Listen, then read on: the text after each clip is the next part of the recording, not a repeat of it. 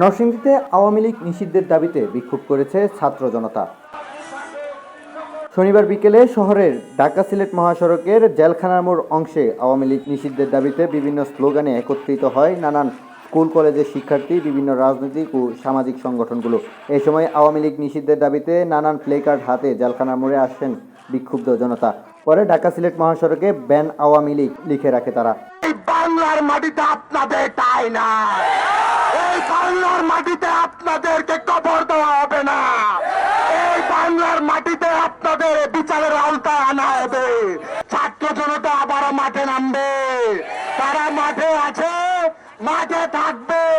আমরা বলতে চাই, আওয়ামী লীগকে যদি পুনর্বাসন করতে চান, আমাদের লাশের উপর দিয়ে পুনর্বাসন করতে হবে, না হলে এই বাংলার জমিনে আওয়ামী লীগের একটি নেতা কর্মীকেও আমরা ঢুকতে দেব না। না না, আমরা বলতে চাই অনতিবিলম্বে আওয়ামী লীগকে বাংলাদেশের রাজনীতি থেকে নিষিদ্ধ করা হোক। এ সময় বিক্ষোভকারীরা বলেন, গত 16 বছরে পিলখানা হত্যা, ছাত্র চত্বরে গণহত্যা ও জুলাই আগস্টের গণহত্যাকারী সংগঠন আওয়ামী লীগ এই বাংলার মাটিতে মাথাচাড়া দিয়ে উঠতে পারবে না।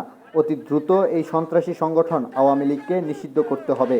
শহীদদের রক্তের উপর দিয়ে আওয়ামী লীগ এই দেশে রাজনীতি করতে পারবে না। প্রয়োজনে যদি ছাত্র জনতা যৌক্তিকভাবে মনে করে যে ছাত্র জনতা হাতে অস্ত্র তুলে নেবে, তার অস্তিত্বের প্রশ্নে, দেশের স্বাধীনতার প্রশ্নে আমরা অস্ত্র তুলে নিতে দ্বিধাবোধ করবো না। আমি চাই না যে এই ফ্যাসিস্ট সরকারি বাংলাদেশে ঠাঁই হোক এবং ওনার কঠোর বিচার হোক, এবং ওনাকে এই ইন্ডিয়া থেকে এনে, আমার শ্বশুর বাড়ি থেকে এনে এই বাংলার মাটিতে যেন তার বিচার হয়, এবং আমরা সবাই যেন দেখে আমরা যেন হাততালি দিতে পারি যে আমরা ওর বিচার পেয়েছি। আওয়ামী লীগকে জুলাই বিপ্লবে আগস্টের 5 তারিখে সারা বাংলাদেশ থেকে আমরা নিষিদ্ধ করে দিয়েছি।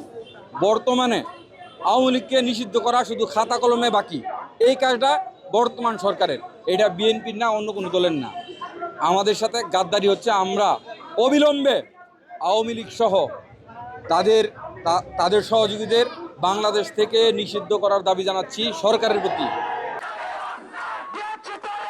সৈয়দ মোহাম্মদ ইমরান হাসান, সরেজমিন বার্তা।